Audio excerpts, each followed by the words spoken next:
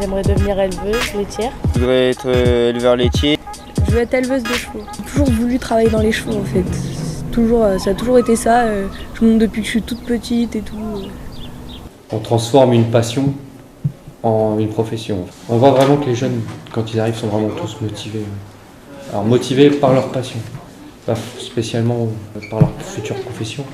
Et c'est en ayant les cours, en voyant ce qui se passe, en faisant des stages en entreprise qui leur permettent de voir la réalité du monde professionnel, que là ils se construisent. En troisième, j'ai fait un stage dans une bergerie. Je balayais, je faisais la traite aussi. Et elle faisait du fromage. Du coup, je l'aidais, de la vente. Tout de suite après, je savais que j'avais envie de continuer dans ce milieu. Mes parents ont été surpris. Ils ont compris et m'ont aidé à faire mon projet. Une partie des formations amène effectivement à être agriculteur, mais la plus grande majorité des formations de l'enseignement agricole amènent à tout autre métier qui sont en rapport avec la nature, le service à la personne, les animaux dans le sens large. C'est réducteur de penser que l'agriculture s'arrête à l'exploitation d'un champ. Je pense que chacun peut y trouver son compte en fonction de ses envies, en fonction de ses qualités.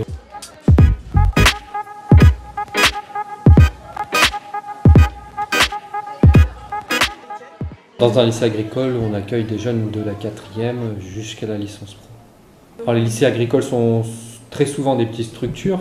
Les jeunes trouvent leur place. Ils ne sont pas noyés dans un énorme lycée de 2000 élèves.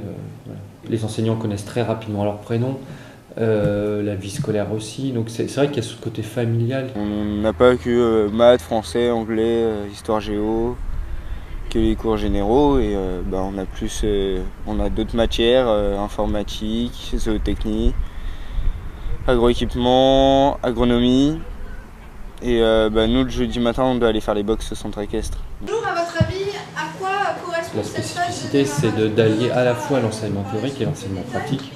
Donc une grande partie de cours se font bien sûr en classe comme partout, mais une autre grande partie se fait à l'extérieur. Donc pour toute la partie pratique liée aux animaux par exemple, les élèves vont avec leurs enseignants sur des exploitations pour voir comment on manipule les animaux.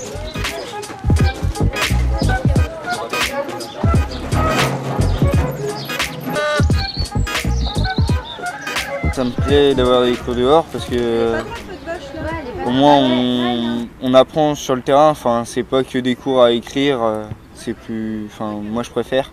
J'avais un peu marre d'être enfermée, du coup je me suis dit pourquoi pas changer de lycée et essayer l'agriculture. J'avais des réticences de m'adapter dans un milieu qui est plutôt masculin parce qu'en production végétale, dans ma classe on est 8 et il y a 7 garçons et moi je suis la seule fille de ce groupe. Donc j'avais peur de ne pas réussir à m'adapter, mais en fait je me suis très bien adaptée.